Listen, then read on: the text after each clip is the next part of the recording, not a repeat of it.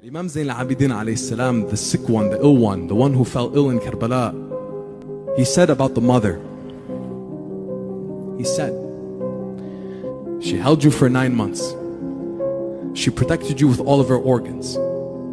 She literally did the things that no one can virtually do for you. She went hungry as long as you ate. She would stand in the sun as long as you were in the shade. She was thirsty as long as you drank. She gave up her own clothing for you as long as you were clothed. And she did that all with the possibility of you belonging to her. You will never be able to pay her back. Never. Except through God's strength. Your mother, not only, I can give your mothers a salute. I can give her my hand on my chest as in respect to each and every single one of you. God bless you. But our mothers, we need to kiss their hands and kiss their heads for what they do to us. Yes, none of us are perfect. Perfection is for Ahlul Bayt.